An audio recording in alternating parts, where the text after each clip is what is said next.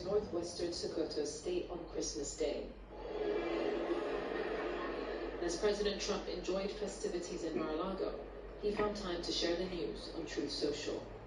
The United States launched a powerful and deadly strike against ISIS terrorist scum in northwest Nigeria, the Post said, who have been targeting and viciously killing primarily innocent Christians at levels not seen for many years and even centuries. Trump has been threatening military action over Christian persecution in Nigeria, but the data just doesn't support his claims. Nigeria is roughly split between a Muslim population predominantly living in the north and a Christian population living in the south. Each dot on this map marks an incident of militia violence, including attacks by Islamic State West Africa Province and Boko Haram. And the spread of dots across the map suggests that violent attacks, including forced abductions and sexual violence, are evenly spread across Muslim and Christian areas in Nigeria. Data from December 2025 shows there were a higher number of attacks taking place in Muslim areas. More data from ACLED suggests that the number of mosque attacks in Nigeria has overtaken attacks on churches since 2024. The claims that only Christians have been targeted does not tell the full story. It also erases the fact that civilians are getting killed, people are dying, and rather than framing it as an us against them situation, it should be that we should demand for more from the government, so the government should ensure that lives are protected. On Christmas Eve, a bomb exploded in a mosque in Maiduguri, killed at least 5 people. And then the US strikes hit Sokoto. A journalist on the ground told Sky News that the strike simultaneously hit 2 communities, one of which has never reported any insecurity. There were no casualties, only partially damaged homes. The Nigerian government has publicly acknowledged coordinating with the US on the strike, but maintains the line that no religious group is targeted more than the other. We both disagree on one thing.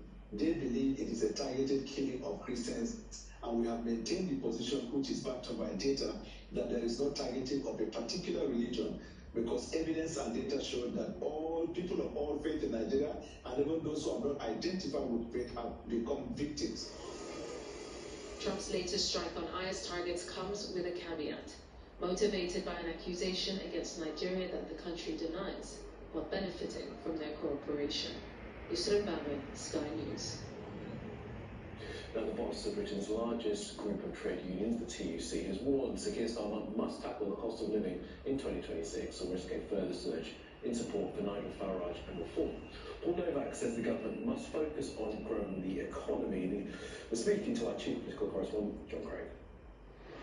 The cost of living crisis may no longer be in newspaper headlines every day, but for lots of ordinary people, they're struggling to get by. 1 in 3 are not turning on the heating because they're worried about paying those bills at the end of the month. 1 in 5 are skipping meals, and a whopping 80% of people say that their finances aren't getting better. So that's really important this year. That's why the government has to absolutely focus on driving up people's living standards.